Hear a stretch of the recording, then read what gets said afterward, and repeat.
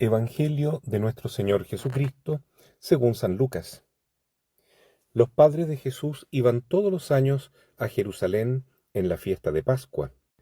Cuando el niño cumplió 12 años, subieron como de costumbre y acabada la fiesta, María y José regresaron, pero Jesús permaneció en Jerusalén sin que ellos se dieran cuenta.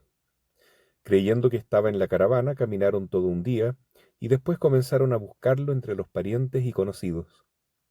Como no lo encontraron, volvieron a Jerusalén en busca de él. Al tercer día lo hallaron en el templo en medio de los doctores de la ley, escuchándoles y haciéndoles preguntas. Y todos los que lo oían estaban asombrados de su inteligencia y sus respuestas.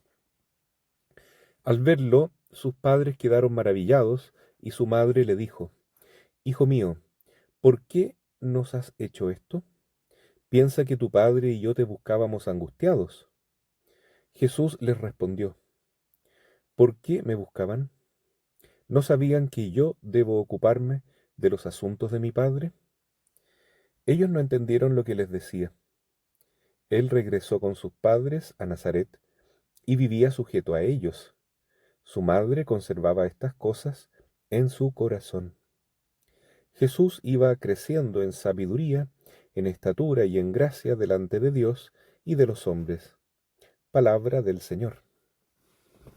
Celebramos hoy la fiesta de la Sagrada Familia, que nos ayuda tanto para descubrir en esta familia santísima, que es modelo para todas las familias, cuál es la idea original, el proyecto, la esencia de una verdadera familia en la mente de Dios y también el ideal de familia acá en la tierra. Se trata de una familia que pone a Dios en el centro, porque Dios está en el centro, Cristo es el centro de la familia, y por lo tanto el amor que une a María y a José brota del corazón de su Hijo Divino y tiene como objeto del amor y de todo justamente el desarrollo de este niño. Es una familia maravillosa porque todo es santidad, todo es respeto, amor, clima de oración. Dice el Evangelio que los padres de Jesús iban todos los años a Jerusalén a la fiesta de Pascua, porque justamente el centro del año, el centro del día, el centro del corazón de esta familia es Dios. Podemos imaginar que el silencio de Nazaret era un silencio de contemplación, de amor, de respeto, de servicio mutuo, de ofrenda, de sacrificio, de interceder por los demás. Y en los momentos en que conversaban, todo era para agradar, para amar, para servir, para edificar, para glorificar a Dios. Es realmente una familia ideal porque ahí está el amor de Dios. Tal como dice la segunda lectura de la misa dominical de la primera carta de Juan: «¿Cómo nos ha amado el Padre?». Nosotros somos hijos de Dios. Todavía no se ha manifestado todo lo que seremos, pero somos hijos de Dios.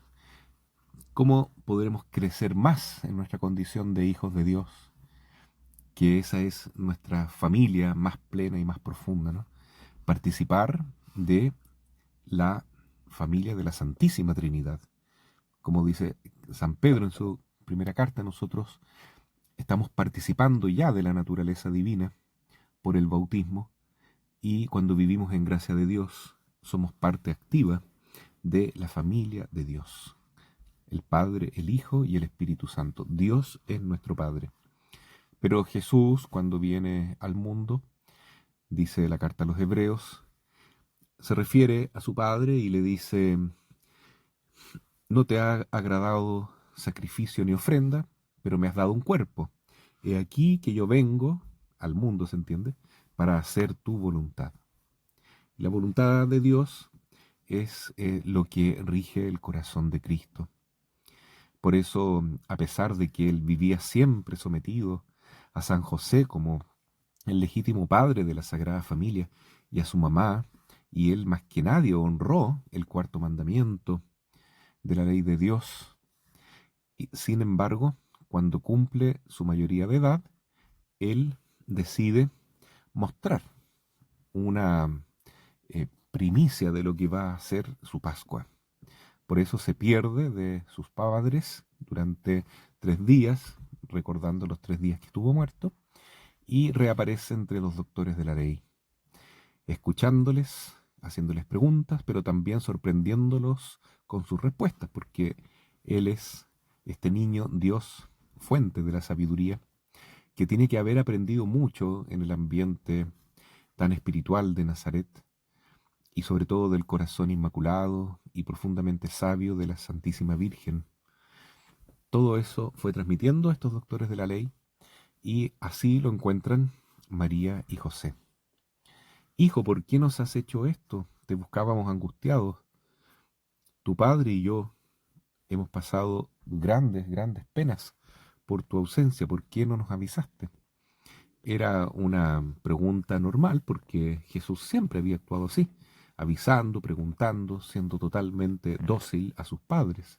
Entonces, ¿por qué este cambio? La mamá quiere saber y quiere que le enseñe también qué pasa ahora que él es mayor de edad, a lo mejor tiene una nueva manera de vivir o de enfrentar la vida. Efectivamente, Jesús dice, ¿por qué me buscaban? ¿No saben que yo debo ocuparme de los asuntos de mi Padre? Puede ser doloroso porque la Virgen le había dicho tu Padre y yo, tu Padre con minúscula, San José, y yo te buscábamos. Y él responde, ¿por qué me buscan? Yo me debo ocupar de las cosas de mi Padre, con mayúscula, es decir, yo he venido para hacer la voluntad de mi Padre. Tal como dice esta carta a los Hebreos, he aquí que vengo para hacer tu voluntad. El primer acto que realiza el niño Dios cuando ya cumple la mayoría de edad y es un adulto, es decir eso, dejarlo claro a su familia y dejarlo claro a todo el mundo. Él ha venido para hacer la voluntad de Dios. Ellos no entienden primeramente, me refiero a la Santísima Virgen y a San José, pero la madre lo medita todo en su corazón. A partir de ese momento, ella ya no es la maestra, sino la discípula, la que tiene que aprender todo de su hijo, y así será para siempre. Nunca más le preguntará por qué o para qué, simplemente seguirá sus pasos como la mejor de todas las discípulas. Y bueno, por eso que no vamos a encontrar nunca en esta familia ningún signo de inautenticidad o de falta de amor. Hoy en la familia que está en crisis, en la sociedad actual, vemos justamente que por la apostasía de Dios ha sobrevenido la ruina del hombre y la ruina de la propia familia. Por ejemplo, el aborto, que es el signo de una sociedad que ya no quiere formar familia, sino que quiere el placer egoísta e individual, donde la nueva vida que viene, obviamente, por el acto sexual de la pareja, ya no es respetado, ya no es deseado, ya no es querido, y entonces se busca la vía fácil del aborto, para seguir pecando de lujuria y cometiendo esta idolatría del sexo que es uno de los pecados más graves que se ha asumido en la época en que estamos viviendo. El otro grave pecado que ataca a la familia es sin duda la eutanasia, que ya no respeta a los mayores, no respeta a los adultos, que ya por ese egoísmo de los más jóvenes, de los más niños a veces ya que solamente piensan en sí mismos, solamente quieren aprovecharse de sus padres, de sus abuelos, y cuando ya están más ancianos, entonces ya piensan que no sirven. Y entonces ahí surge esta famosa oportunidad de la eutanasia, la ley de la eutanasia, la buena muerte, que en el fondo es desechar a los ancianos, a las personas que más debemos honrar y querer, porque son los que nos han dado la vida, son los que nos han dado todo el amor, son los que nos han educado, los que nos han brindado lo mejor de sí y que merecen, en estricto rigor eh, y con todo derecho, que los hijos y los nietos los traten bien. Pero ahora existe la ley de la eutanasia y el arrinconamiento de los padres y de los abuelos, signo del egoísmo contemporáneo, que va en el fondo en contra de todo lo que es la familia.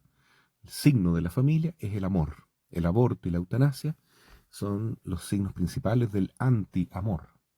La familia también es imagen y semejanza de Dios, tal como dice el Señor cuando crea al hombre, hagámoslo a nuestra imagen y semejanza, y lo crea hombre y mujer con la capacidad de reproducirse y lo bendice. Pero ahora entonces se quiere ir contra la naturaleza misma para mostrar esta rebeldía contra Dios y destruir lo que es la familia de verdad, poniendo toda esta multiforme mm, cantidad de géneros que podrían darse en una familia, es decir, hombre con hombre, mujer con mujer, realidades de las más bizarras, hasta con animales, con edades dispares, hasta niños con adultos. Todo se quiere permitir hoy en día a través de la ideología de género, que es la forma más depravada que se ha introducido en los últimos tiempos para destruir precisamente la familia y el respeto a la ley de Dios. Delante de esta sociedad satanizada en la que estamos viviendo, que ya le hace la cruz a Dios y al verdadero concepto de familia, miramos hoy a esta familia santa, Jesús, María y José, y los vemos siempre como modelo y como refugio de nuestras propias familias, imitándolos en un clima de oración y de amor a Dios sobre todas las cosas, podremos vencer, sin ninguna duda, todos los ataques que el mundo contemporáneo ofrece junto con el demonio a nuestras familias, que son lo más precioso que tenemos después del amor a Dios.